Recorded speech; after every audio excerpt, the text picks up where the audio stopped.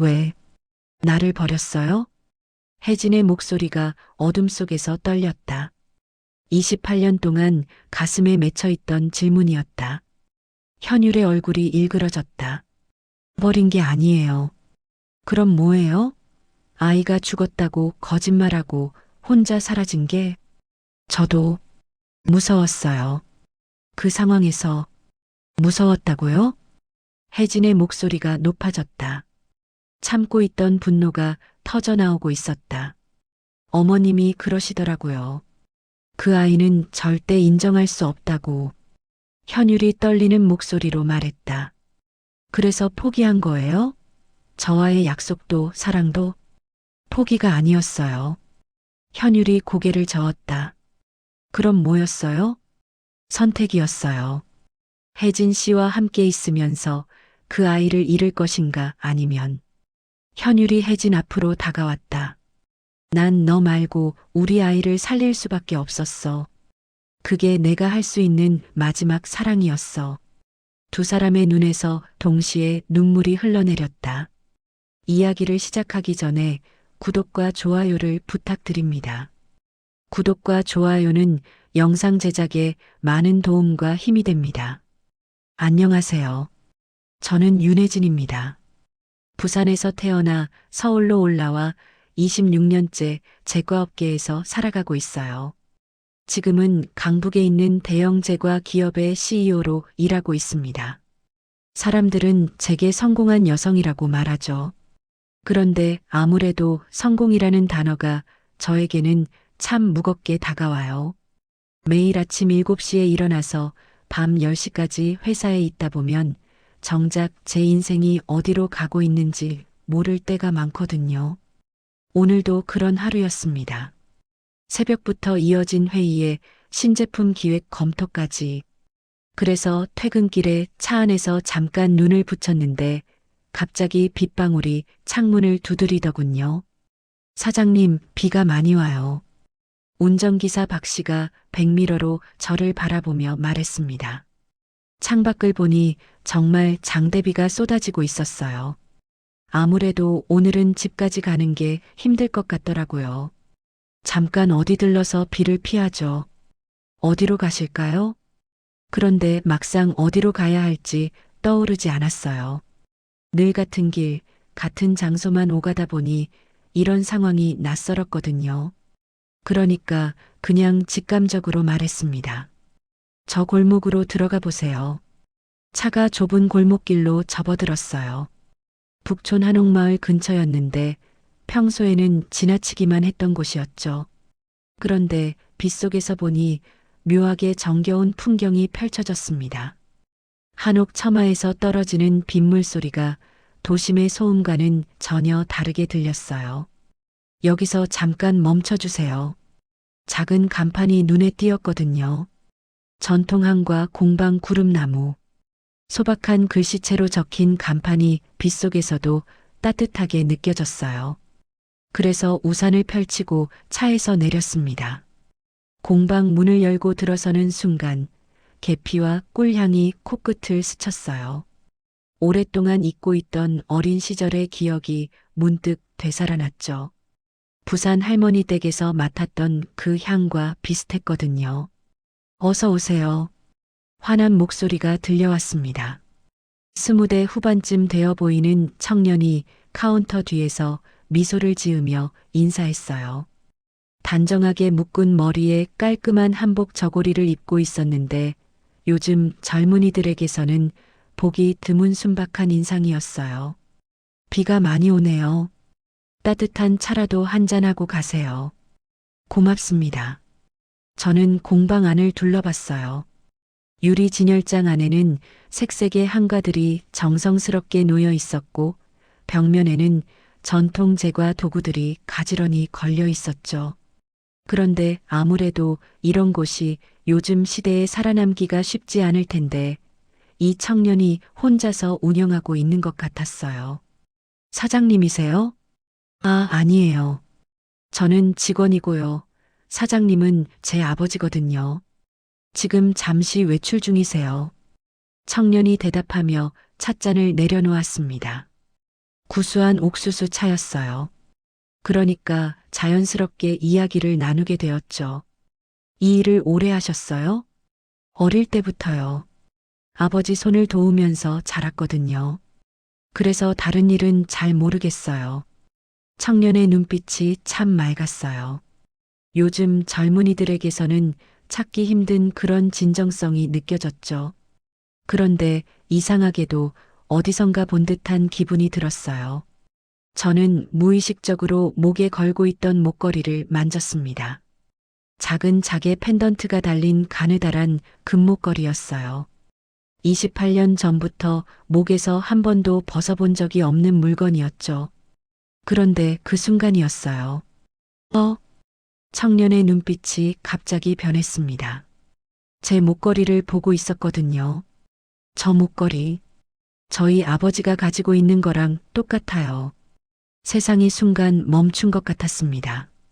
찻잔을 든 제 손이 미세하게 떨리기 시작했어요.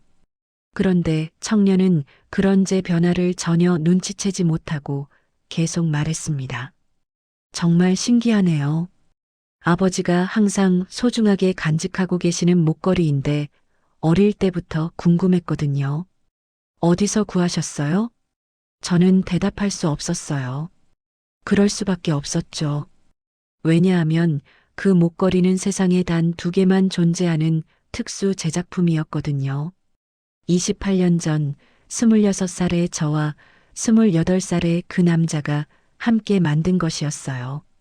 부산의 작은 공방에서 직접 디자인해서 제작한 유일무이한 물건이었죠. 하나는 제가, 하나는 그가 가지기로 했던. 그런데 지금 이 청년이 말하고 있는 건 분명히 그 남자의 목걸이였어요. 괜찮으세요? 얼굴이 창백해지신 것 같은데. 청년이 걱정스러운 표정으로 물었습니다. 그제야 저는 정신을 차렸어요. 가슴이 두근거리고 손바닥에 식은땀이 맺혔지만 최대한 평정을 유지하려고 노력했죠. 아, 괜찮아요. 그냥 피곤해서 그런가 봐요. 그러시군요. 그런데 정말 신기해요. 똑같은 목걸이를 가지고 계시다니. 청년이 다시 한번 제 목걸이를 바라봤습니다. 그 순간 저는 가슴 깊숙이 묻어두었던 기억들이 파도처럼 밀려오는 걸 느꼈어요. 강현율, 그 남자의 이름이었어요. 28년 전 제 인생을 송두리째 바꿔놓았던 남자. 그리고 저에게 가장 큰 상처를 준 남자이기도 했죠. 출산 과정에서 아기가 사망했다는 판정을 받았을 때 혼자 병원에서 울어야 했던 그 밤을 저는 아직도 잊을 수 없어요. 그런데 지금 이 청년이 말하고 있는 아버지가 혹시 그 사람일까요? 실례지만 성함이 어떻게 되세요? 저도 모르게 물었습니다. 아, 저요? 강서우라고 해요. 강 씨였어요. 그리고 나이도 28살이라고 했죠. 제 머릿속이 복잡해졌어요. 그런데 동시에 이상한 확신이 들기도 했거든요. 이 모든 게 우연일 수가 없다는. 아버님 성함도 강 씨시겠네요. 네, 강현율이에요. 그 순간 제 심장이 완전히 멈춘 것 같았습니다. 강현율. 분명히 그 사람이 맞았어요. 그러니까 이 청년이 그의 아들이라는 건데, 그럼 나이가 28살이라는 건. 저는 찻잔을 내려놓고 자리에서 일어났습니다. 더 이상 여기 있으면 안 될 것 같았거든요. 감사했어요. 비도 그쳤으니 이만 가봐야겠어요. 아, 벌써요? 한과도 하나 드셔보시고 가시죠. 청년이 아쉬워하며 말했지만 저는 그냥 나갔어요. 문을 열고 나서니 정말로 비가 그쳐 있었어요. 그런데 하늘은 여전히 먹구름으로 덮여 있었죠. 차에 올라타면서 저는 백미러로 공방을 바라봤어요. 따뜻한 불빛이 새어나오는 작은 창문 너머로 청년의 실루엣이 보였어요. 혹시 그 청년이 28년 전 잃었다고 생각했던 제 아이일까요? 집에 돌아와서도 잠이 오지 않았어요. 침대에 누워 천장을 바라보며 계속 생각했죠. 그 목걸이, 그 나이, 그 이름. 모든 게 너무나 명확한 단서들이었거든요. 그런데 동시에 두려웠어요. 만약 정말 그 청년이 제 아들이라면 왜 강현율은 저에게 아이가 죽었다고 말했을까요? 그리고 왜 혼자서 키웠을까요? 새벽이 되어서야 잠깐 잠들었는데 꿈속에서도 그 청년의 환한 미소가 계속 떠올랐어요. 그리고 이상하게도 마음 한구석이 따뜻해지는 걸 느꼈죠. 아침이 되어 회사에 가서도 집중이 되지 않았어요. 회의 중에도 자꾸 그 공방과 청년 생각이 났거든요. 그러니까 결국 점심시간에 비서에게 말했습니다. 오늘 오후 일정 좀 조정해 주세요. 다시 그곳에 가봐야겠어요. 28년 동안 가슴에 묻어두었던 진실을 확인하기 위해서라도 다음 날 오후 저는 다시 그 골목을 찾았습니다. 전통항과 공방 구름나무라고 적힌 간판이 햇빛 아래서 더욱 또렷하게 보였어요. 어젯밤 거의 잠을 이루지 못했는데도 이상하게 발걸음이 빨랐죠. 가슴 한구석에서는 계속 불안한 예감이 맴돌고 있었거든요. 문을 열고 들어서니 어제 만났던 청년이 한과를 만들고 있었어요. 정성스럽게 반죽을 치대는 모습이 참 진지해 보였죠. 어제 오셨던 분이시네요. 서우가 손을 닦으며 환하게 웃었습니다. 그런데 그 미소를 보니 가슴이 더 답답해졌어요. 왜 이렇게 낯익은 느낌이 드는지 모르겠더라고요. 다시 왔네요. 어제 급하게 나가셨는데 괜찮으셨어요? 네, 괜찮았어요. 저는 카운터 앞에 서서 그를 바라봤습니다. 어젯밤 내내 생각했던 질문들이 목구멍까지 올라왔지만 어떻게 시작해야 할지 막막했어요. 아버님은 안 계세요? 네, 오늘도 외출 중이세요. 보통 저녁 즈음에 돌아오시거든요. 서우가 대답하며 차를 우렸습니다. 어제와 같은 구수한 옥수수 차였어요. 그런데 오늘은 그 향이 더욱 진하게 느껴졌죠. 어제 말씀하신 목걸이 이야기가 계속 생각나서요. 저도 모르게 그런 말이 나왔습니다. 서우의 눈빛이 호기심으로 반짝였어요. 아, 정말 신기했어요. 똑같은 디자인이라니. 아버님이 그 목걸이를 오래 가지고 계셨나요? 네, 제가 기억하는 한 계속이요. 아마 20년은 넘을 거예요. 20년이 아니라 28년일 거라는 생각이 들었어요. 정확히 제가 이 목걸이를 받은 지와 같은 시간이었죠. 그런데 어디서 구하셨는지는 모르시죠? 아버지가 절대 말씀 안 하세요. 제가 어릴 때부터 계속 물어봤는데도요. 서우가 웃으며 말했습니다. 그런데 그 웃음 뒤에 어떤 아쉬움 같은 게 느껴졌어요. 많이 궁금하셨나 봐요. 사실 그 목걸이만이 아니에요. 아버지에 대해서 모르는 게 너무 많거든요. 서우의 목소리가 조금 낮아졌습니다. 저는 가슴이 두근거리기 시작했어요. 어머님은 어떻게 되셨어요? 제가 조심스럽게 물었습니다. 서우의 표정이 순간 어두워졌어요. 잘 모르겠어요. 아버지가 혼자 저를 키우셨거든요. 처음부터요? 네, 제가 기억하는 건 아버지뿐이에요. 어머니에 대해서는 한 번도 말씀해 주신 적이 없어요. 저는 찻잔을 든 손이 떨리는 걸 느꼈습니다. 그러니까 강현율이 정말로 혼자서 이 아이를 키운 거였어요. 그럼 28년 전 병원에서 들었던 그 말은 무엇이었을까요? 아버님이 그 목걸이를 정말 소중히 여기세요? 네, 정말 아껴요. 한 번도 목에서 벗는 걸 본 적이 없어요. 서우가 말하며 자신도 모르게 목 부분을 만졌습니다. 그 순간 저는 섬뜩한 기분이 들었어요. 제가 지금 하고 있는 것과 똑같은 행동이었거든요. 누가 주신 건지 정말 모르세요? 한 번은 술 드신 다음에 가장 소중한 사람이 주었다고 하시더라고요. 그런데 다음날 물어보니 기억 안 한다고 하셨어요. 가장 소중한 사람. 28년 전 강현율이 저에게 했던 말이 떠올랐어요. 평생 가장 소중한 사람으로 기억하겠다고 했었죠. 그런데 고객님도 똑같은 목걸이를 가지고 계시잖아요. 혹시 어디서 구하셨는지 여쭤봐도 될까요? 서우가 순진한 얼굴로 물었습니다. 저는 어떻게 대답해야 할지 몰랐어요.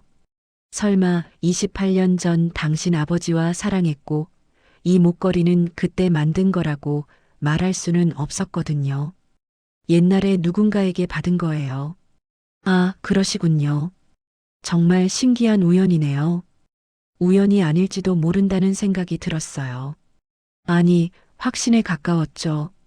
아버님은 몇 살이세요? 56살이에요. 56. 강현율과 같은 나이였어요. 그리고 이름도 같고 목걸이도 같았죠. 더 이상 의심할 여지가 없었어요. 저, 혹시 아버님 성함이 강현율 맞으시죠? 서우가 놀란 표정을 지었습니다. 어떻게 아세요? 어제 말씀해 주셨잖아요. 아, 맞다. 그런데 아버지를 아세요? 저는 머뭇거렸습니다. 아는 게 아니라 사랑했던 사람이라고 해야 맞는 표현이었거든요. 옛날에 알던 분 같아서요. 정말요? 어디서 아셨어요? 부산에서요. 그러자 서우의 눈이 더욱 커졌어요. 부산이요? 아버지가 부산 출신이시거든요. 그런데 거기서 누구를 만났는지는 절대 안 말씀하세요. 저는 가슴이 쿵쾅거리는 걸 느꼈습니다. 모든 퍼즐 조각이 맞아떨어지고 있었어요. 그럼 서우 씨도 부산에서 태어나셨겠네요. 아니에요. 서울에서 태어났어요. 아버지가 부산을 떠나신 다음에요. 서울에서 태어났다고요. 그럼 정말로 언제쯤 태어나셨어요? 1997년 3월이에요. 1997년 3월. 제가 출산 예정일로 알고 있던 바로 그때였어요. 저는 자리에서 일어났습니다. 더 이상 여기 있으면 안 될 것 같았거든요. 너무 많은 정보가 한꺼번에 들어와서 머리가 어지러웠어요. 벌써 가세요? 네, 급한 일이 있어서요. 아, 그러시군요. 다음에 또 오세요. 아버지도 소개해 드릴게요. 다음에 또 온다면 그때는 강현유를 만나야겠죠. 28년 만에 다시 밖으로 나와서 깊게 숨을 쉬었어요. 그런데 숨이 제대로 쉬어지지 않았어요. 가슴이 답답하고 손바닥에 식은땀이 계속 났거든요. 차에 올라타서도 한동안 공방을 바라봤습니다.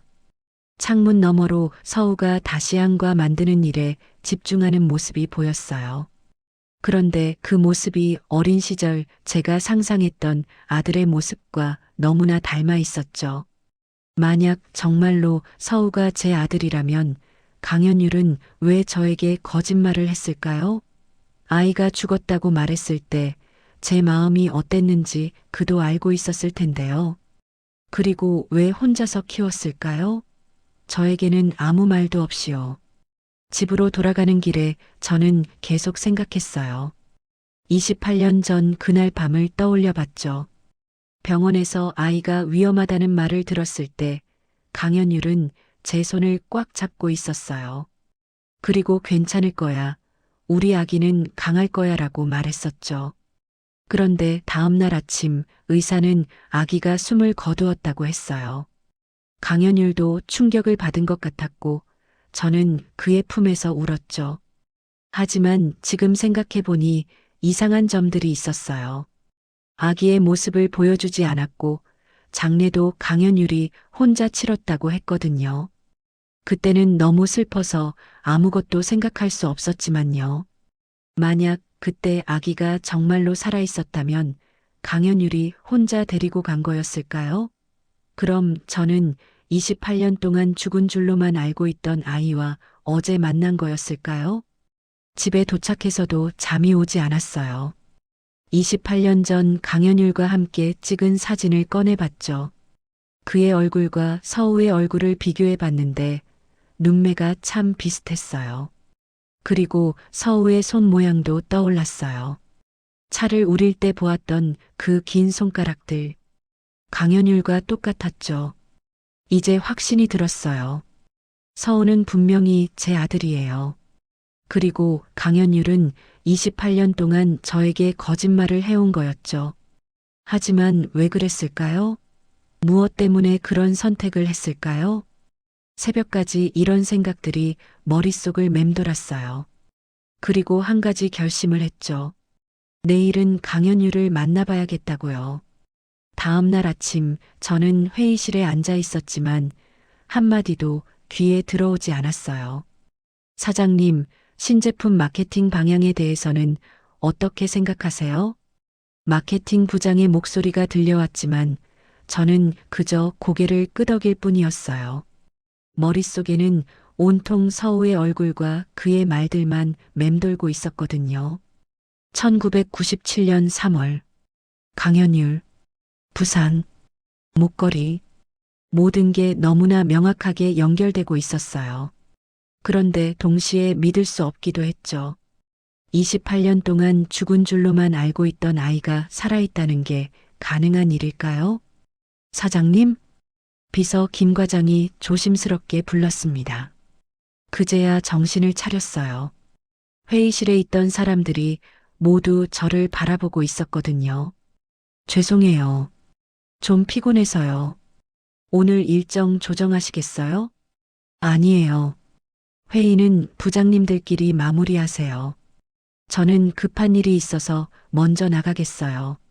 저는 자리에서 일어났습니다. 더 이상 여기 앉아 있을 수 없었거든요. 사무실로 돌아와서 저는 김 과장을 불렀어요. 조용히 조사해야 할 일이 있어요. 무슨 일이세요? 강서우라는 사람과 강현율이라는 사람에 대해서요. 모든 신상 정보를 파악해 주세요. 김 과장이 메모를 하더니 고개를 들었어요. 언제까지 필요하세요? 오늘 중으로요. 그리고 이 일은 절대 비밀로 해주세요. 알겠습니다. 김 과장이 나간 다음 저는 창밖을 바라봤어요. 북촌 쪽을 바라보니 마음이 더욱 복잡해졌죠. 지금 이 순간에도 서우는 그 공방에서 한가를 만들고 있을 거예요. 자신이 누구의 아들인지도 모른 채로요. 점심시간이 되어서 저는 다시 공방을 찾았습니다. 어제보다 더 많은 질문을 해야 했거든요. 또 오셨네요. 서우가 반갑게 맞아주었어요. 그런데 오늘은 그의 미소가 더욱 낯익게 느껴졌어요. 제가 어릴 때 거울을 보며 지었던 미소와 비슷했거든요.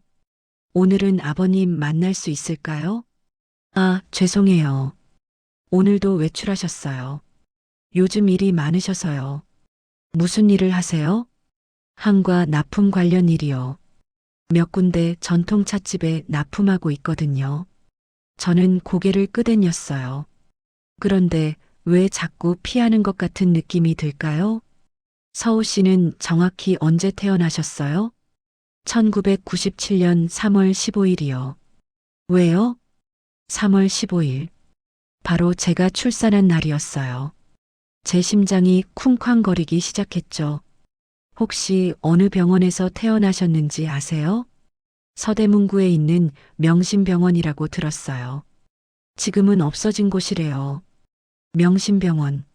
제가 출산했던 바로 그 병원이었어요. 이제 의심의 여지가 전혀 없었죠. 아버님이 혼자 키우시기 힘드셨을 텐데요. 네, 정말 고생 많이 하셨어요. 그런데 아버지는 한 번도 힘들다고 하신 적이 없어요. 오히려 저 때문에 행복하다고 하시거든요. 서우의 말을 듣는데 가슴이 아팠어요. 강현율이 혼자서 이 아이를 키우면서 얼마나 힘들었을까요? 그리고 저는 그 시간 동안 무엇을 했을까요? 어릴 때 아버님이 어머니에 대해 말씀하신 적은 없어요? 가끔 엄마는 하늘나라에 계신다고 하셨어요. 그래서 저는 어머니가 돌아가신 줄 알고 있었거든요. 하늘나라에 계신다고요. 저는 하늘나라가 아니라 강북에서 회사를 경영하고 있는데 말이에요. 그런데 요즘은 다른 말씀을 하세요? 아니요, 여전히 같은 말씀을 하세요. 그런데 가끔 슬픈 표정을 지으시거든요. 저도 모르게 눈물이 날 것 같았어요. 28년 동안 강연율도 혼자 아파했을 거라는 생각이 들었거든요. 아버님이 부산에서 무슨 일을 하셨는지 아세요? 제과 관련 일이었다고 들었어요. 그래서 지금도 한가를 만들고 계시는 거죠. 제과 관련 일. 맞아요. 강연율은 당시 부산의 중견 제과업체에서 상품 기획팀장으로 일하고 있었어요. 저와 만난 것도 업무 때문이었죠. 서우 씨도 제과 일을 계속하실 거예요? 네, 아버지가 물려주신 기술을 이어가고 싶어요. 그런데 요즘은 경영이 쉽지 않아요. 어떤 어려움이 있으세요? 임대료도 오르고 손님도 줄어들고요. 아버지가 걱정이 많으세요. 저는 가슴이 아팠어요. 제 아들이 이런 어려움을 겪고 있다는 게 믿어지지 않았거든요. 공방을 나와서 저는 회사로 돌아갔어요. 김 과장이 조사 결과를 기다리고 있었거든요. 사장님, 조사 결과 나왔습니다. 김 과장이 서류를 건네주었어요. 저는 떨리는 손으로 그것을 받았죠. 강서우, 1997년 3월 15일생, 서울 서대문구 명심병원 출생, 부친 강연율 1969년생, 부산 출신, 학력 서울 은평구 소재 초등학교, 중학교, 고등학교 졸업, 현재 거주지 서울 은평구 진관동, 직업 전통항과 공방 구름나무 직원. 모든 정보가 정확했어요. 그런데 한 가지 더 충격적인 사실이 있었죠. 강연율의 이력서에는 배우자 사망이라고 적혀 있었어요. 사망이 아니라 이별이어야 맞는 표현인데 말이에요. 그리고 또 다른 정보도 있었어요. 강연율이 1997년 부산에서 서울로 이주했다는 기록이요. 정확히 제가 출산한 달의 말이에요. 저는 서류를 내려놓고 깊게 한숨을 쉬었어요. 이제 모든 게 명확해졌거든요. 강연율은 제게 거짓말을 했어요. 아이가 죽었다고 말하면서 실제로는 혼자 데리고 서울로 온 거였죠. 그리고 28년 동안 혼자 키웠고요. 하지만 왜 그랬을까요? 무엇 때문에 저에게서 아이를 숨겼을까요? 저는 김 과장을 다시 불렀어요. 한 가지 더 조사해 주세요. 무엇을요? 1997년 3월 명심병원 산부인과 기록을 찾아보세요. 특히 윤혜진이라는 환자의 출산 기록을요. 김 과장이 놀란 표정을 지었어요. 제 이름을 조사하라고 했으니까요. 사장님 기록을 말씀하시는 거예요? 네, 그때 무슨 일이 있었는지 정확히 알아야 해요. 알겠습니다. 그런데 오래된 기록이라 시간이 걸릴 수 있어요. 상관없어요. 정확한 정보를 찾아주세요. 김 과장이 나간 다음 저는 혼자 생각했어요. 만약 정말로 서우가 제 아들이라면 이제 어떻게 해야 할까요? 서우에게 진실을 말해야 할까요? 아니면 강연율을 먼저 만나서 따져야 할까요? 그런데 무엇보다 궁금한 건 왜 강연율이 그런 선택을 했느냐는 거였어요. 저에게 무슨 문제가 있어서 아이를 데리고 간 걸까요? 저녁이 되어서 집에 돌아왔는데도 잠이 오지 않았어요. 침대에 누워서 28년 전을 떠올려 봤죠. 그때 저는 26살이었어요. 부산의 중견 제과업체에서 마케팅 팀장으로 일하고 있었고 강연율과는 회사 프로젝트로 만났죠. 처음에는 업무적인 관계였어요. 그런데 함께 일하면서 자연스럽게 가까워졌고 결국 사랑하게 되었죠. 임신을 알았을 때 저희는 결혼을 약속했어요. 강연율도 정말 기뻐했었거든요. 그리고 함께 이 목걸이를 만들었죠. 그런데 출산 직전에 문제가 생겼어요. 제 어머니가 강하게 반대하기 시작한 거예요. 가문의 체면이 어떻게 되느냐, 혼전 임신이 무슨 말이 되느냐면서 화를 내셨죠. 하지만 저는 강연율과 결혼할 생각이었어요. 아이도 낳고 싶었고요. 그런데 출산 당일 병원에서 아이가 위험하다는 말을 들었어요. 그리고 다음 날 아침 의사는 아기가 숨을 거두었다고 했죠. 그때 강연율의 반응이 이상했어요. 너무 침착했거든요. 슬퍼하긴 했지만 뭔가 준비된 것 같은 느낌이었어요. 그리고 장례도 혼자 치르겠다고 했죠. 저는 너무 충격을 받아서 아무것도 할 수 없었고요. 이제 생각해보니 그때부터 뭔가 이상했어요. 아기의 모습도 보여주지 않았고 사망신고서도 강연율이 혼자 처리했거든요. 혹시 그때부터 계획된 일이었을까요? 새벽까지 이런 생각들이 머릿속을 맴돌았어요. 그리고 한 가지 확신이 들었죠. 내일은 반드시 강연율을 만나야겠다고요. 28년 동안 숨겨온 진실을 밝혀내기 위해서라도요. 다음 날 아침, 저는 부산행 KTX표를 예약했습니다.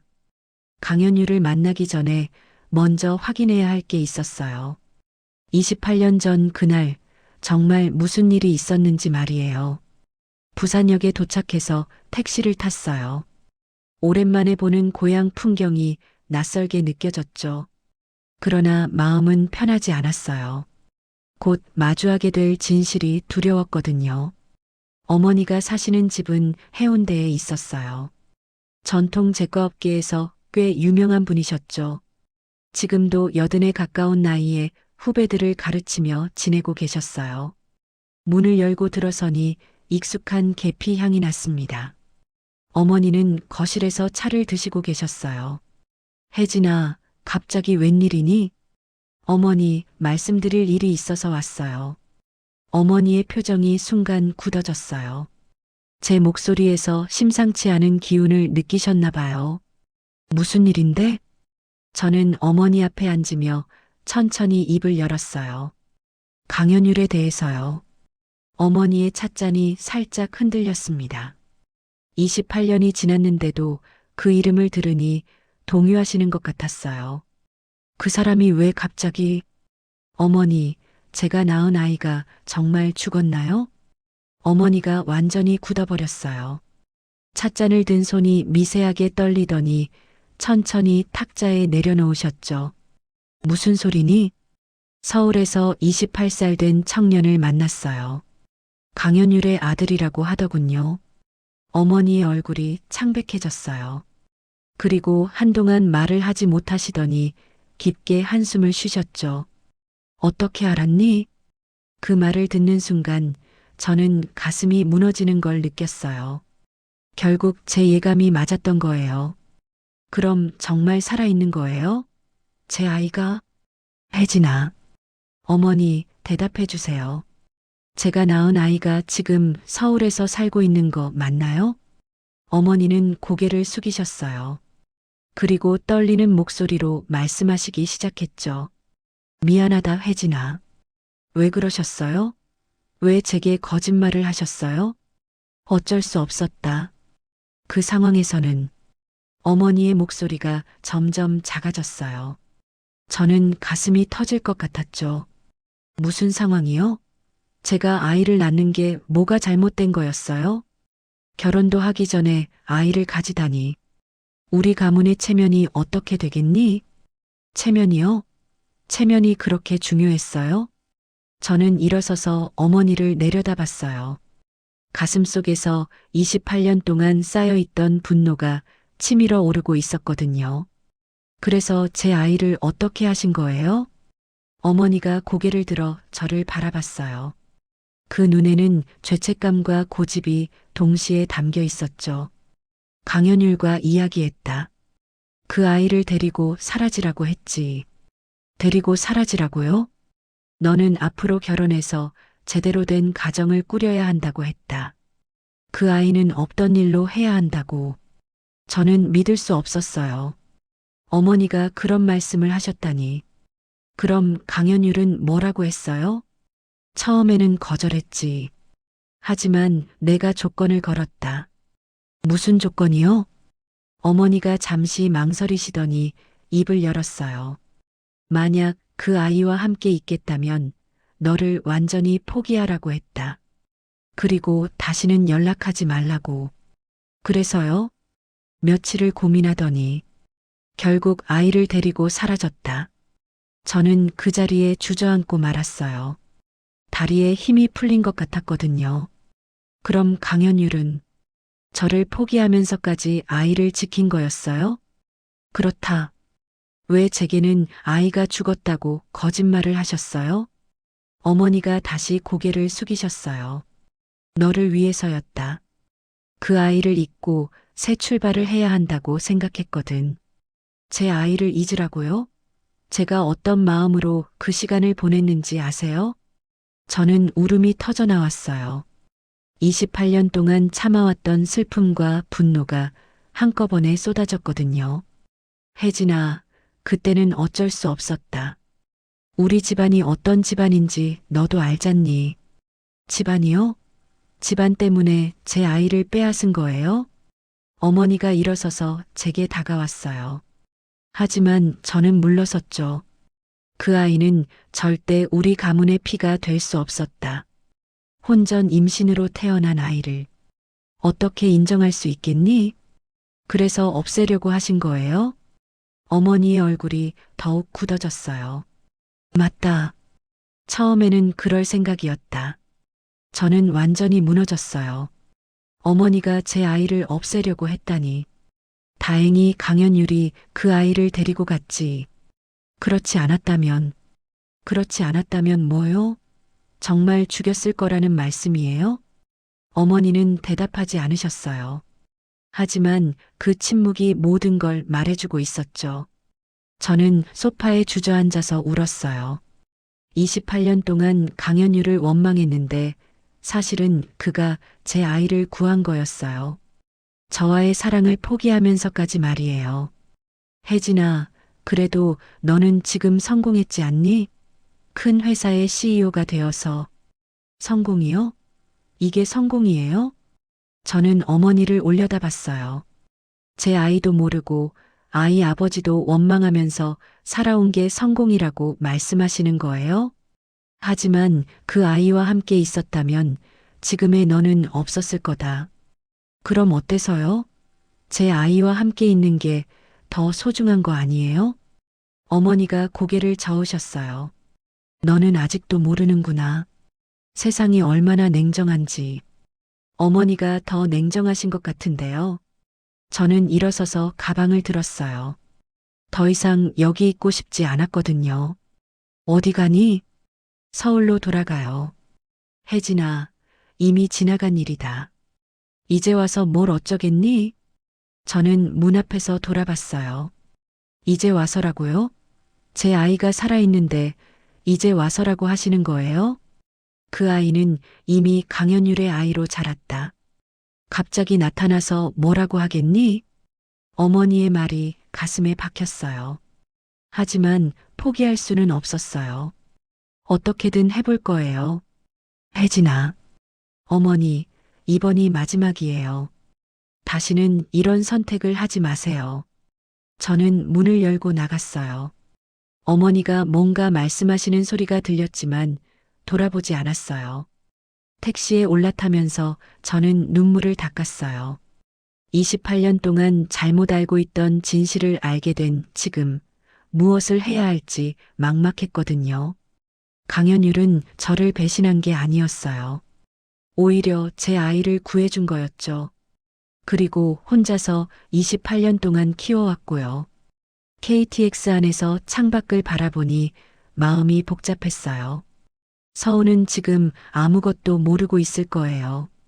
자신의 어머니가 살아있다는 것도, 어머니가 자신을 찾고 있다는 것도 말이에요.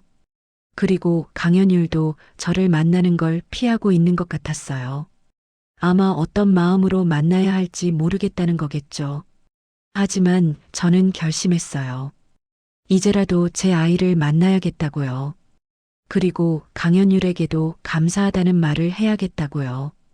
28년 늦었지만 이제라도 진짜 어머니가 되고 싶었거든요. 서울역에 도착해서 밖으로 나오니 저녁 노을이 아름답게 물들어 있었어요. 새로운 시작을 알리는 것 같았죠. 집에 돌아와서 저는 거울을 봤어요. 28년 동안 차가운 표정으로 살아왔던 제 얼굴이 보였어요. 하지만 이제는 달라져야겠다고 생각했죠. 내일은 다시 공방에 가서 서울을 만날 거예요. 그리고 조심스럽게 다가가 보겠어요. 아직 어떻게 말해야 할지는 모르겠지만 일단 더 많은 시간을 함께 보내고 싶었거든요. 그리고 언젠가는 강연율도 만나야겠어요. 28년 동안 원망했던 마음을 사과하고 제 아이를 지켜준 것에 대해 감사하다고 말하겠어요. 비록 늦었지만 이제라도 진정한 가족이 될 수 있지 않을까요? 그날 밤 저는 오랜만에 편안하게 잠들었어요. 꿈속에서 어린 서우가 제게 달려와서 안겼거든요. 그 꿈에서 저는 정말 행복했어요. 그날 밤 저는 침대에 누워 목걸이를 꺼내 들여다봤습니다. 작은 자개 펜던트가 침실 조명에 반짝이고 있었어요. 28년 동안 한 번도 목에서 벗어본 적이 없는 이 작은 물건이 오늘은 유독 무겁게 느껴졌죠. 손가락으로 자개 표면을 쓰다듬으니 그때 기억들이 선명하게 떠올랐어요. 1996년 봄이었어요. 부산 자갈치 시장 근처의 작은 전통 공방에서 강현율과 처음 만났죠. 당시 저는 25, 그는 27이었어요. 회사 프로젝트로 전통 제과 기법을 연구하러 갔는데 그가 상품 기획팀장으로 함께 참여했거든요. 이렇게 반죽을 치대야 쫄깃한 식감이 나와요. 현율이 제 뒤에 서서 손을 잡고 가르쳐 주던 그 순간이 아직도 생생해요. 따뜻한 체온과 은은한 비누 냄새가 기억나죠. 그때부터였어요. 업무로 시작된 만남이 조금씩 특별해지기 시작한 게 말이에요. 함께 시장을 돌며 재료를 고르고 전통 제과점 할머니들에게 비법을 배우면서 자연스럽게 가까워졌어요. 혜진 씨, 이거 드셔보세요. 현율이 직접 만든 작은 한과를 입에 넣어주던 날. 달콤한 맛보다 그의 진심이 더 달게 느껴졌었죠. 3개월 후 프로젝트가 끝났을 때 현율이 말했어요. 이대로 헤어지기 아쉬워요. 계속 만나도 될까요? 그렇게 저희는 연인이 되었죠. 데이트도 참 소박했어요. 바닷가를 걸으며 미래를 이야기하고 작은 찻집에서 차를 마시며 서로의 꿈을 나누었죠. 현율은 언젠가 자신만의 한과 공방을 열고 싶다고 했어요. 저는 전국적인 제과업체를 만들고 싶다고 말했고요. 우리 꿈이 다 이뤄지면 함께 일해요. 현율이 웃으며 말했던 그 약속도 기억나요. 임신을 알게 된 건 1년 후였어요. 처음엔 당황스러웠지만 현율이 너무 기뻐해서 저도 행복했죠. 우리 아기예요. 정말 신기해요. 현율이 제 배에 손을 얹고 말하던 그 표정. 세상에서 가장 따뜻한 미소였어요. 그때 만든 게 이 목걸이였어요. 부산의 작은 공방에서 직접 디자인했죠. 평생 서로를 기억하자는 의미예요. 현율이 제 목에 목걸이를 걸어주며 말했어요. 그리고 자신도 똑같은 걸 목에 걸었죠. 세상에 단 2개뿐인 우리만의 증표예요. 그때가 가장 행복한 시간이었어요. 하지만 행복은 오래가지 않았어요. 어머니가 임신 사실을 알고 크게 화를 내셨거든요. 결혼도 안 하고 무슨 짓이냐며 매일 다투셨어요.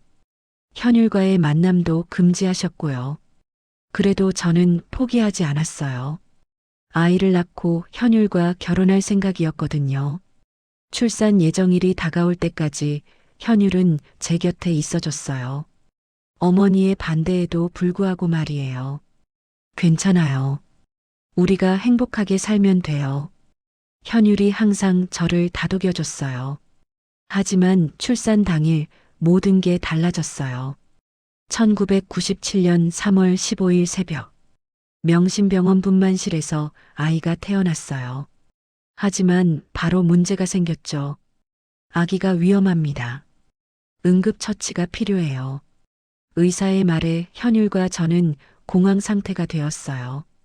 그때 제가 본 광경이 아직도 생생해요. 병원 복도에서 현율이 무릎을 꿇고 있는 모습이요. 어머니와 무슨 대화를 나누는지는 들리지 않았지만 현율의 표정이 점점 절망적으로 변해갔어요.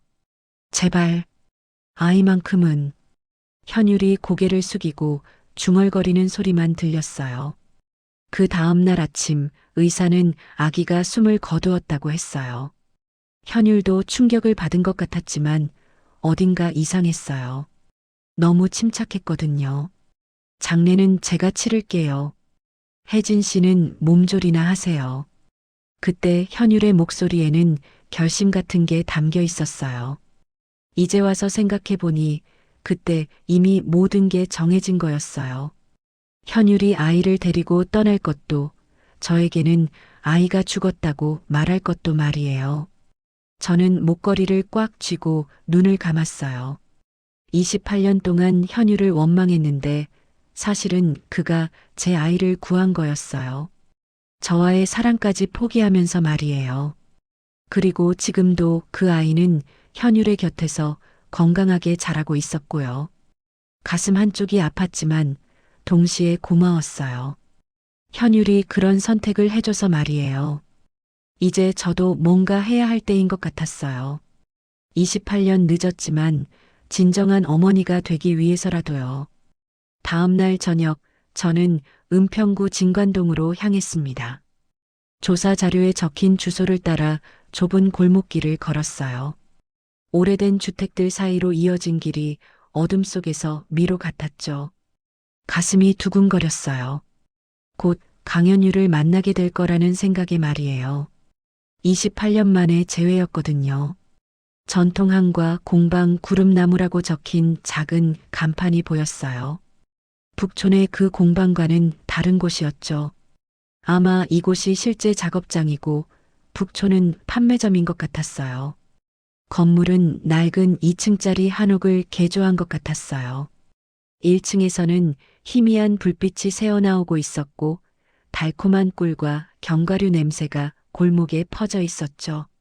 저는 공방 맞은편 전봇대 그늘에 서서 기다렸어요. 언제 나올지 모르지만 오늘은 꼭 만나야겠다고 생각했거든요. 1시간쯤 지났을까요? 공방 문이 열리며 누군가 나왔어요. 가로등 불빛 아래로 한 남자의 실루엣이 드러났습니다. 키가 크고 어깨가 넓은 체격이 낯익었어요. 강현율이었어요. 28년이라는 시간이 그를 많이 변화시켜 놓았더군요. 젊은 시절의 단정한 모습 대신 수염이 자라 있었고 머리에는 흰머리가 섞여 있었어요. 하지만 걸음걸이는 여전히 차분하고 신중했죠. 그가 공방 문을 잠그고 돌아서는 순간 저와 눈이 마주쳤어요. 시간이 멈춘 것 같았습니다. 현율은 완전히 굳어버렸어요. 열쇠를 든 손이 공중에 멈춰 있었고 얼굴에서는 모든 혈색이 사라졌죠. 저도 움직일 수 없었어요.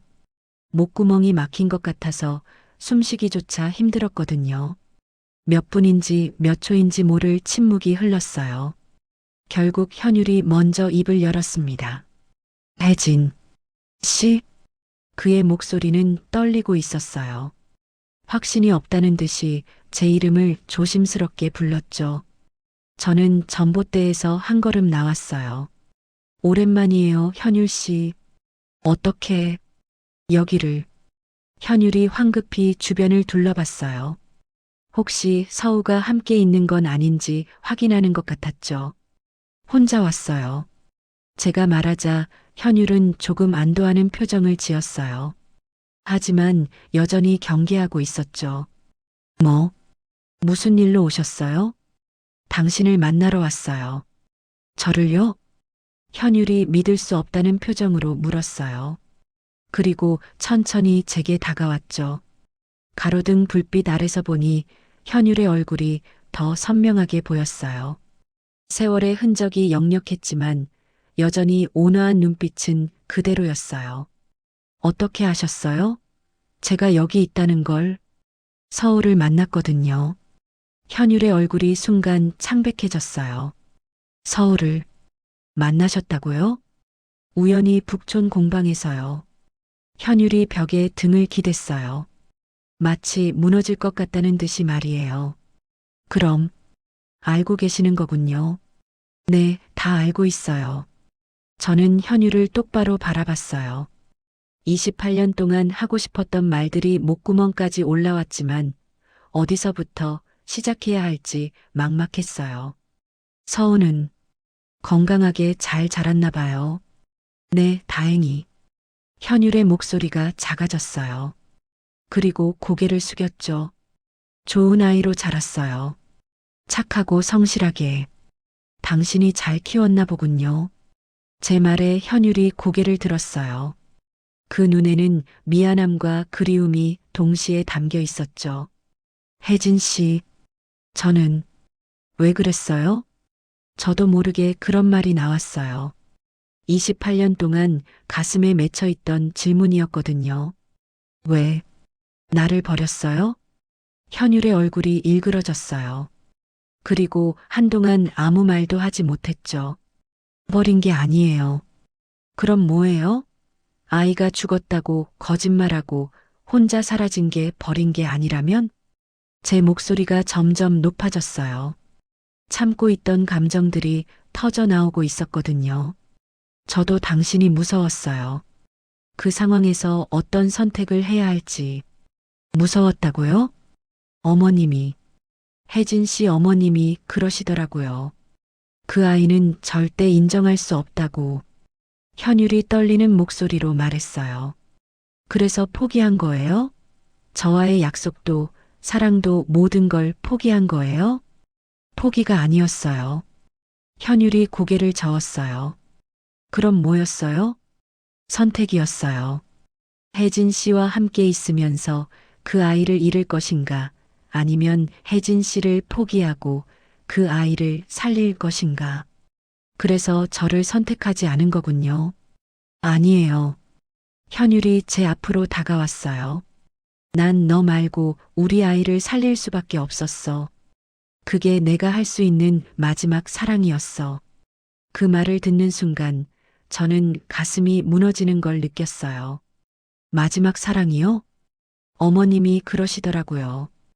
혜진 씨가 행복해지려면 그 아이는 없어야 한다고. 깨끗하게 정리하고 새 출발을 해야 한다고. 현율의 목소리가 점점 작아졌어요. 그래서 선택했어요. 혜진 씨의 행복을 위해서 제가 사라지는 걸. 제 행복이요? 제 행복은 당신과 아이와 함께 있는 거였는데요. 하지만 어머님 말씀이 제 마음보다 중요했어요? 현율이 고개를 숙였어요. 그때는 그게 맞는 선택이라고 생각했어요. 틀렸어요.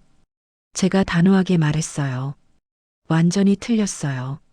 제게 진실을 말하고 함께 결정했어야 해요. 하지만 그랬다면 어떻게 되었을까요? 어머님의 반대를 뚫고 우리가 함께 살 수 있었을까요? 모르죠. 하지만 최소한 28년 동안 서로를 원망하며 살지는 않았을 거예요. 현율이 벽에서 몸을 떼고 제 앞에 섰어요. 원망하셨어요? 매일이요. 당신이 저를 버리고 떠났다고 생각했거든요. 미안해요. 미안하다고 다 해결되는 게 아니에요. 저는 눈물이 날 것 같았어요. 하지만 참았죠. 서우는 제가 살아있다는 걸 알고 있나요? 아니요. 어머니는 하늘나라에 계신다고 했어요. 왜 그렇게 말했어요? 그게 그 아이에게는 더 좋을 거라고 생각했거든요. 어머니가 있는데도요? 현율이 다시 고개를 숙였어요. 혜진 씨는 이미 다른 인생을 살고 계시잖아요. 성공하셨고 행복하실 텐데 갑자기 나타나서 그 아이가 있다고 하면 그건 제가 결정할 일이에요. 그렇죠. 당신은 제게서 그 권리마저 빼앗아 버린 거예요. 현율이 완전히 고개를 숙였어요. 어깨가 떨리고 있었죠. 정말 미안해요. 미안하다고 해서 잃어버린 28년이 돌아오나요? 돌아오지 않죠. 그럼 어떻게 해야 해요? 이제 와서 어떻게 해야 한다는 거예요? 현율이 고개를 들어 저를 바라봤어요. 그의 눈에 눈물이 고여 있었죠. 모르겠어요. 정말 어떻게 해야 할지. 저도 눈물이 흘러내렸어요. 28년 동안 참아왔던 슬픔과 분노, 그리고 그리움까지 모든 감정이 한꺼번에 쏟아져 나왔거든요. 그래도 서우는 잘 키우셨어요. 제가 눈물을 닦으며 말했어요. 좋은 아이로 자란 것 같아요. 착하고 순수하게. 혜진 씨, 이제 와서 제가 어머니라고 나타나면 그 아이는 어떻게 될까요? 현율이 아무 대답을 하지 못했어요. 혼란스러워 할 거예요. 지금까지 알고 있던 세상이 무너져 버리는 거니까. 그렇겠죠. 하지만 포기할 수는 없어요. 제가 현율을 똑바로 바라봤어요. 제 아이를 만나고 싶어요. 늦었지만 진짜 어머니가 되고 싶어요. 현율이 잠시 고민하는 표정을 지었어요. 어떻게 하실 생각이에요? 천천히 다가갈 거예요. 먼저 친구가 되고 그 다음에 조금씩 진실을 알려주고 그 아이가 받아들일까요? 모르죠. 하지만 해봐야죠. 저는 목걸이를 꺼내서 현율에게 보여줬어요. 아직도 가지고 있어요. 28년 동안 한 번도 벗어본 적이 없어요. 현율이 놀란 표정으로 제 목걸이를 바라봤어요. 그리고 자신의 목에서 똑같은 목걸이를 꺼냈죠. 저도 마찬가지예요. 두 개의 목걸이가 가로등 불빛 아래에서 나란히 반짝였어요. 평생 서로를 기억하자고 했잖아요. 제가 말하자 현율이 고개를 끄덕였어요. 네. 한 번도 잊은 적이 없어요. 저도요. 저희는 한동안 말없이 서 있었어요. 28년의 시간이 이 짧은 순간에 압축되어 있는 것 같았죠. 혜진 씨, 네. 용서해 주실 수 있을까요? 현율이 조심스럽게 물었어요. 저는 잠시 생각했어요. 용서라는 게 그렇게 쉬운 일은 아니었거든요. 시간이 필요해요. 그렇겠죠. 하지만 미워하지는 않아요. 이제는 정말요? 당신도 힘들었을 거라고 생각해요. 혼자서 아이를 키우는 게 얼마나 어려웠을지. 현율이 눈물을 흘렸어요. 정말 힘들었어요. 혜진 씨 없이 살아가는 것도 그 아이를 혼자 키우는 것도 이제 혼자가 아니에요. 제가 현율의 어깨에 손을 얹었어요. 앞으로는 함께 할 수 있어요. 서울을 위해서라도. 현율이 고개를 끄덕였어요. 그럴 수 있을까요? 해봐야죠. 그 아이를 위해서라면. 저희는 다시 침묵했어요. 하지만 이번에는 어색한 침묵이 아니었죠. 서로를 이해하기 시작한 침묵이었어요. 그럼 내일부터 다시 시작해 볼까요? 제가 말하자 현율이 작은 미소를 지었어요. 네, 다시 시작해 보죠. 그날 밤 저는 오랜만에 편안한 마음으로 잠들었어요. 28년 만에 풀린 오해와 새로운 시작에 대한 기대감 때문이었죠. 다음 날 저녁 저는 다시 은평구 공방을 찾았습니다. 현율과 약속했거든요. 오늘은 서우에게 모든 진실을 말하기로 했어요. 더 이상 미룰 수 없었죠. 공방 문을 열고 들어서니 서우가 한과를 포장하고 있었어요. 저를 보자 환하게 웃으며 인사했죠. 안녕하세요. 오늘은 여기까지 오셨네요. 네, 아버님과 약속이 있어서요. 서우가 고개를 갸우뚱했어요. 아버지와요? 그때 안쪽에서 현율이 나왔어요. 어제보다 더 긴장한 표정이었죠. 서우야, 잠깐 앉아라. 네, 왜요? 서우가 의아해하며 의자에 앉았어요. 저와 현율도 그의 맞은편에 앉았죠. 공방 안은 조용했어요. 오븐에서 나오는 은은한 열기와 달콤한 향만이 공간을 채우고 있었어요. 서우야, 너에게 말해야 할 일이 있다. 현율이 떨리는 목소리로 말했어요. 무슨 일인데요? 서우가 저와 현율을 번갈아 바라봤어요. 뭔가 심상치 않다는 걸 느꼈나 봐요. 이분이 너의 어머니시다. 현율의 말에 서우의 눈이 커졌어요. 그리고 저를 빤히 바라봤죠. 어머니요? 어머니는 하늘나라에 계시는 거 아니에요? 아니다. 살아계신다. 바로 이분이. 서우가 완전히 혼란스러운 표정을 지었어요. 무슨 말씀이세요? 이해가 안 되는데요. 저는 조심스럽게 입을 열었어요. 서우야. 아니, 서우 씨. 갑작스럽게 이런 말을 해서 미안해요. 정말 제 어머니세요? 서우의 목소리가 떨리고 있었어요. 그래요. 28년 전에 당신을 낳았어요. 그럼 왜 지금까지? 서우가 현율을 바라봤어요. 현율은 고개를 숙이고 있었죠. 복잡한 사정이 있었어요. 그때는 어쩔 수 없는 상황이었거든요.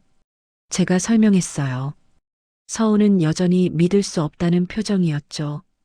증거가 있어요? 서우가 조심스럽게 물었어요. 당연한 반응이었죠. 저는 목걸이를 꺼내서 보여줬어요. 현율도 자신의 목걸이를 꺼냈고요. 이게 우리가 함께 만든 목걸이예요. 세상에 단 2개뿐이죠. 서우가 두 목걸이를 번갈아 보더니 자신의 가슴에 손을 얹었어요.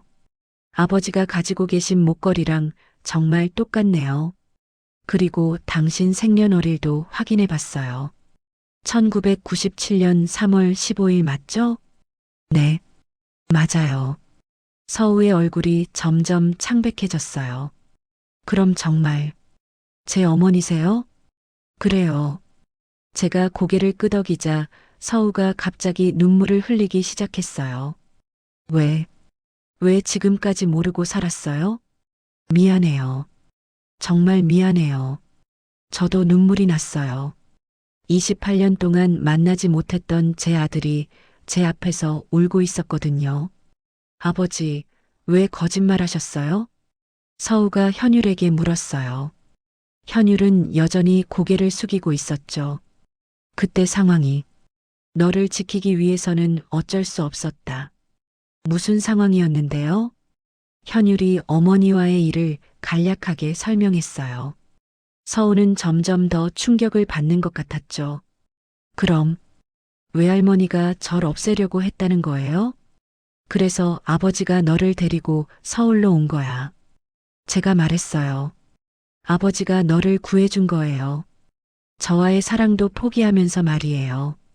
서우가 현율을 바라봤어요. 현율의 어깨가 떨리고 있었죠.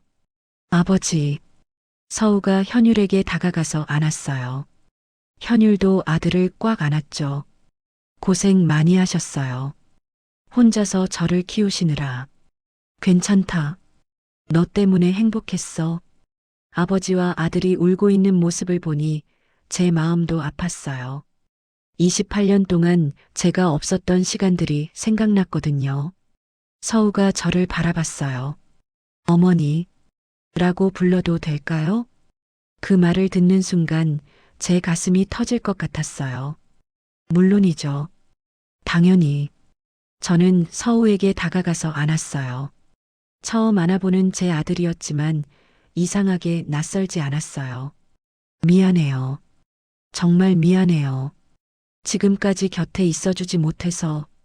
괜찮아요. 이제 만났잖아요. 서우가 제 등을 다독였어요. 28살 된 아들이 오히려 저를 위로해주고 있었죠.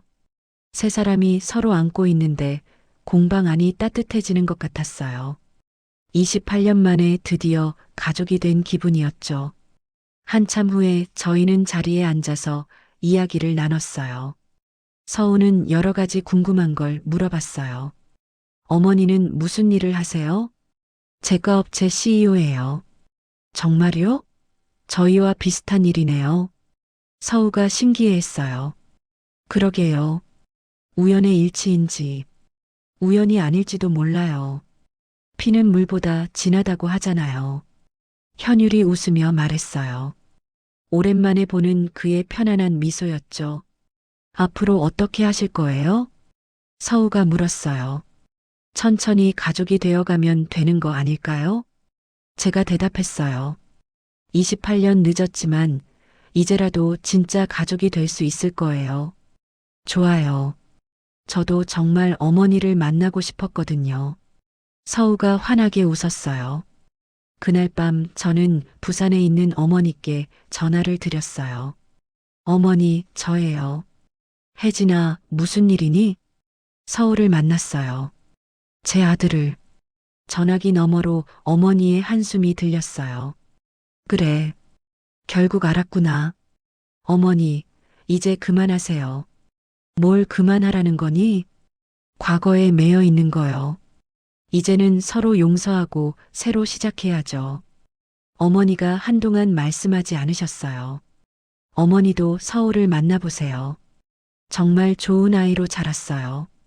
그럴까? 네, 꼭 만나보세요. 어머니의 손자예요.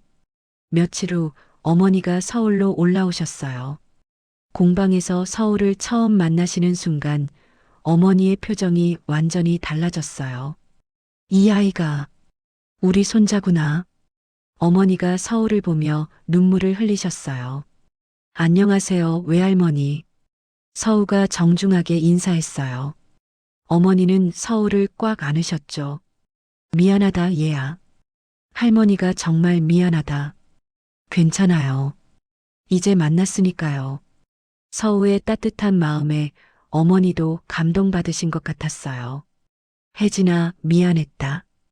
어머니가 저에게도 사과하셨어요. 그때 내가 잘못 생각했구나. 이런 좋은 아이를 왜 그랬을까? 이제 다 지난 일이에요, 어머니. 저희 가족은 그날 처음으로 함께 식사를 했어요. 서우가 직접 만든 한과와 함께 차를 마시며 오랜 시간 이야기를 나눴죠. 이제 정말 가족이 된 것 같아요. 서우가 행복해하며 말했어요. 그럼요. 우리는 가족이에요. 제가 서우의 손을 잡으며 말했어요. 현율도 우리를 바라보며 미소를 지었죠. 앞으로는 함께해요. 세 사람이 힘을 합치면 공방도 더 잘 될 거예요. 정말요? 어머니가 도와주실 거예요? 서우가 기대에 찬 눈으로 물었어요. 당연하죠. 제 아들과 제가 사랑했던 사람의 꿈인데요. 현율이 제 손을 잡았어요. 고마워요, 혜진 씨. 저야말로 고마워요. 서우를 이렇게 잘 키워줘서. 그날 밤 집에 돌아와서 저는 거울을 봤어요. 오랫동안 차가웠던 제 표정이 따뜻해져 있었어요. 28년 만에 찾은 가족. 비록 늦었지만 이제라도 함께할 수 있다는 게 행복했어요. 목걸이를 만지며 생각했어요. 이제 이 목걸이는 과거의 슬픈 기억이 아니라 새로운 시작의 상징이 될 거라고요. 그리고 서우도 현율도 어머니도 모두 제 소중한 가족이 될 거라고요. 28년의 긴 겨울이 끝나고 드디어 따뜻한 봄이 온 것 같았어요. 6개월 후 북촌의 작은 공방은 완전히 달라져 있었습니다. 모은 한과라는 새로운 간판이 따뜻한 햇살을 받으며 반짝이고 있었어요. 모정을 뜻하는 모은이라는 이름은 서우가 지었죠. 잃어버린 어머니의 사랑을 되찾았다는 뜻이에요. 서우가 그렇게 설명했을 때 저는 정말 가슴이 뭉클했어요. 공방 안쪽 벽면에는 유리 케이스가 하나 있었어요. 그 안에는 2개의 자개 목걸이가 나란히 놓여 있었죠. 이제는 슬픈 기억이 아니라 새로운 시작을 상징하는 보물이 되었어요. 매일 아침 저는 공방으로 출근했습니다. CEO 자리는 전문 경영인에게 맡기고 저는 이곳에서 새로운 삶을 시작했거든요. 어머니, 오늘은 무엇부터 할까요? 서우가 밝은 목소리로 물어봤어요. 한과 만드는 기술을 배우는 게 생각보다 어려웠지만 서우와 현율이 차근차근 가르쳐줘서 조금씩 늘고 있었어요. 오늘은 약과를 만들어 볼게요. 좋아요. 어머니가 만든 약과는 정말 맛있거든요. 서우의 칭찬에 저는 웃음이 났어요. 28년 만에 들어보는 아들의 칭찬이었거든요. 현율도 매일 공방에 나왔어요. 저희는 서로에게 조심스럽게 다가가고 있었죠. 사랑이라는 감정보다는 가족이라는 유대감을 먼저 쌓아가고 있었어요. 혜진 씨, 이 반죽이 좀 질어요. 정말요? 어디 보세요. 현율이 제 손을 잡고 반죽하는 법을 가르쳐 줄 때마다 마음이 따뜻해졌어요. 28년 전 처음 만났을 때처럼 말이에요. 점심시간이면 세 사람이 함께 식사를 했어요. 공방 한쪽에 마련된 작은 식탁에서 서우가 끓인 된장찌개를 나눠 먹으며 하루 있었던 일들을 이야기했죠. 오늘 단골 할머니가 오셨는데 맛이 더 좋아졌다고 하시더라고요. 정말요? 네, 어머니가 오신 다음부터 손님들이 더 좋아해요. 서우의 말에 저는 뿌듯했어요. 제가 이곳에서 쓸모 있는 사람이 되고 있다는 느낌이었거든요. 어머니도 가끔 부산에서 올라오셨어요. 서우를 무척 아껴 하셨죠. 우리 서우가 진짜 효자구나. 외할머니 과찬이에요. 과찬이 아니야. 할머니가 봐도 정말 착한 아이다. 어머니가 서우를 바라보는 눈빛이 예전과는 완전히 달라져 있었어요. 28년 전에는 절대 인정하지 않으셨던 손자를 이제는 무척 자랑스러워 하셨거든요. 혜진아, 너도 행복해 보인다. 네, 어머니. 정말 행복해요. 다행이다.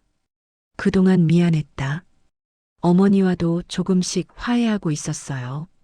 비록 늦었지만 이제라도 진정한 가족이 되어가고 있었죠. 저녁이면 현율과 함께 북촌 골목을 산책했어요. 한옥 처마 아래로 떨어지는 노을빛이 참 아름다웠죠.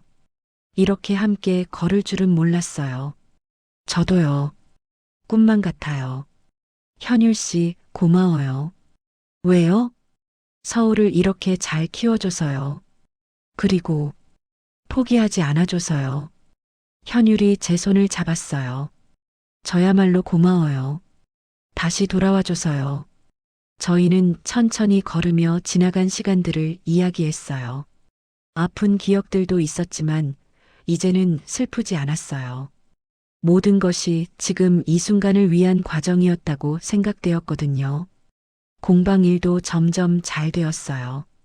입소문이 나면서 손님들이 늘어났고 백화점에서도 납품 제안이 들어왔죠. 어머니 덕분이에요. 서우가 말했지만 저는 그게 아니라는 걸 알고 있었어요. 현율과 서우가 28년 동안 쌓아온 진심 때문이었죠. 어느 날 저녁 저는 공방에서 혼자 정리를 하고 있었어요. 유리 케이스 속 목걸이들을 바라보며 문득 생각했죠. 28년 동안 멈춰 있었던 시간이 이제야 다시 흐르기 시작했구나. 사랑은 잃어버린다 해도 사라지지 않더군요. 결국 우리를 다시 만나게 했으니까요. 어머니, 뭘 보고 계세요? 서우가 들어오며 물었어요. 우리 목걸이를 보고 있었단다. 예뻐요, 그죠? 정말 예뻐. 서우가 제 옆에 서서 함께 목걸이를 바라봤어요. 어머니, 행복하세요? 정말 행복해. 아들이 있어서. 저도 행복해요. 드디어 완전한 가족이 된 것 같아서요. 그날 밤 집에 돌아와서 저는 일기를 썼어요. 오랫동안 쓰지 않았던 일기였죠. 오늘도 서우와 현율과 함께 한가를 만들었다. 세 사람이 함께 웃으며 일하는 시간이 이렇게 소중한 줄 몰랐다. 28년 늦었지만 이제라도 진짜 가족이 될 수 있어서 감사하다. 그리고 마지막에 이렇게 적었어요. 사랑은 시간을 초월한다. 비록 늦더라도 진심은 반드시 전해진다. 창밖으로 보이는 북촌의 야경이 따뜻하게 반짝이고 있었어요. 내일도 공방에서 가족들과 함께 보낼 하루가 기다리고 있었죠.